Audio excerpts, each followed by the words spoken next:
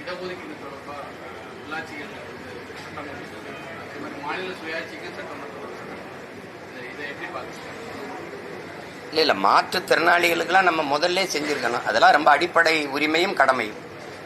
அவங்க பல தடவை போராடும் போது இந்த அரசுகள் என்ன செஞ்சிச்சுன்னு நான் சொல்லி தெரிய வேண்டியதில்லை தம்பி. உங்களுக்கு இரவோட இரவா பாரவுந்துல ஏற்றி கொண்டு போய் திருப்பி வர முடியாத காடுகளில் இறக்கி விட்டு போனது இருட்டுக்குள்ள உங்களுக்கு தெரியும். ஏன்னா நான் அவங்களோட நின்று போராடினவன். அந்த கண்ணீரை, கவலையும் கண்ணீரை நான் பார்த்தவன். இன்னைக்கு தேர்தல் நெருங்கும் போது இதெல்லாம் என்னைக்கு செயல்பட தொடங்கும்? மாநில தன்னாட்சியை என்னைக்கு பேசுறீங்க? என்னைக்கு பேசுறீங்க? மாநில சுயாட்சியில எது வருது?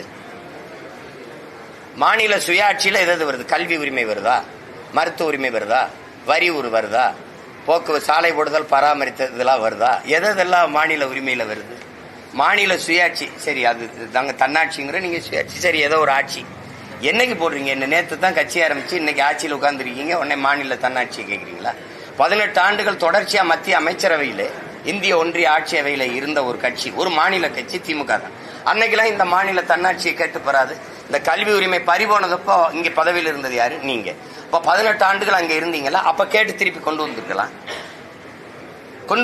வலிமையா அதிகாரத்தில் இருக்கும்போது அது மாநில உரிமை. கல்வி என்பது மானுட உரிமை. இந்த நாட்டில் மாநில உரிமையும் கூட. அதை நீங்க எப்படி அங்க தார வார்த்தை கொடுத்துட்டு இப்ப நீட்டுக்கு எதிராக ஒரு தீர்மானம் போடுறேங்கிறீங்க?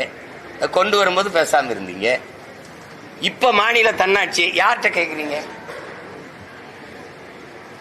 பிஜேபி அரசு கிட்ட. அது மாநிலங்கள் பிரிக்கப்பட்டதே தவறுன்னு பேசுது. அதுகிட்ட போய் நீங்க மாநில தன்னாட்சி கேக்குறீங்க. ஒரு மாநில தன்னாட்சி என்பதே அந்த மாநிலத்தை, அந்த மாநிலத்தின் மகன், அந்த மண்ணின் மகன், அந்த மண்ணை சேர்ந்த அந்த இனத்தின் மகன் ஆள்வதான் முதன்மையான உரிமை. மாநில உரிமையிலே மிக முதன்மையான உரிமை. வந்தேன் போனவெல்லாம் நாட்டை ஆண்டுட்டு எல்லா உரிமையும் பறி கொடுத்துட்டு என் மலையை வெட்டி நீங்க ஒரு கேள்வி கேட்கிற அதுக்கு பதில் சொல்ல மாட்டேங்கிறீங்க.